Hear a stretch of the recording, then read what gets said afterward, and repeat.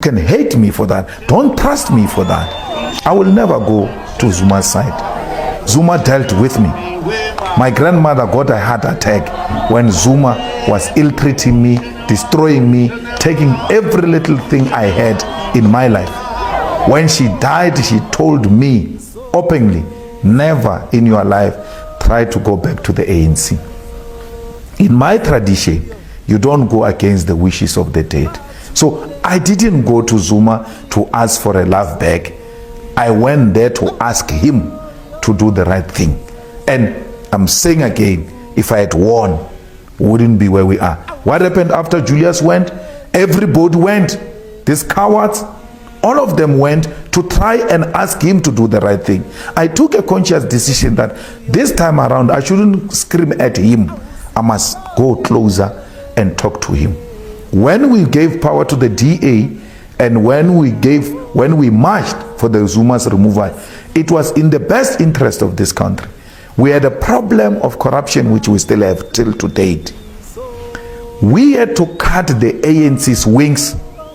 We did exactly that and we won. How? The ANC here won with 50.1 in Gauteng because we took the metros away. They were using the metros money to finance ANC's campaign. You can blame us and say, why do you give the power to the capitalist establishment? We had to stop an immediate threat, which was corruption.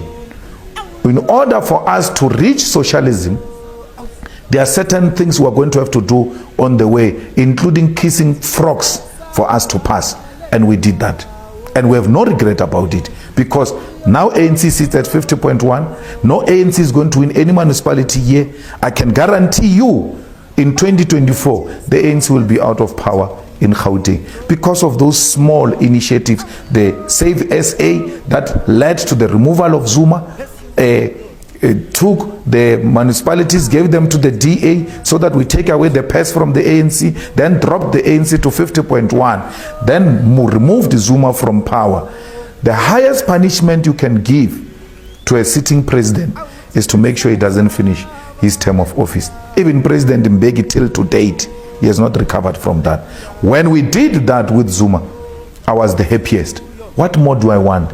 Do I want an 8-year-old in prison? Hell no. I don't want that. Do I want Zuma arrested? Yes. What form of arrest? House arrest. He's too old. We have no prisons in South Africa. We've got correctional services. We correct you and reintegrate you back into society. How will we correct an 8-year-old and reintegrate him into which society? So Zuma is going to be a wasteful expenditure. The Constitutional Court should have helped us in that regard. So when I say this, it means I'm a Zuma ally? No, I will never treat my enemies the way they treated me. I will never do that. Even when there's an injustice meted against them, if it's not in keeping with what I stand for and the Constitution of South Africa, I will stand and say this is wrong. But did you apologize to the former president when you met him? No, there was no need. So I will never do that. There's no need to apologize for Zuma. I'm not going to be Mpenya Shilu and kick the man when he's down. I will never do that. When I realize I'm done with you, I go the other way. I pursue a different agenda. I'm in politics. I'm not in personal battles. Do whatever you want to do to me. Pravin Gordhan, when he was ill-treated, I supported him. I said, don't do that to a fellow human being. Even when he ill-treats me, even when he ill-treated me, I will defend my enemy's right to be protected under this constitution.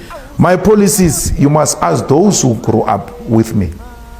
This thing we're talking about of the land, of nationalization, of free education, I spoke this when I was the president of COSAS, from when I was young. So when you say a person is not consistent, it must be from a policy point of view, not from a personal point of view. Mandela stood up after being released from Robben Island and said nationalization is the policy of the ANC. He came from the World Economic Forum and changed and said nationalization is not practical. He was never called a flip-flopper. Cyril Ramaphosa recently said the problem in Natal of looting and Gauteng is ethnic problem. The following day he said, no, it's not ethnic problem. He was never called a flip-flop because those are your favorites. But Malema, because he doesn't pursue the agenda we want, we must always say he's a flip-flopper so that we delegitimize him, so that people don't listen to him. I don't care how my enemies describe me. I know who I am.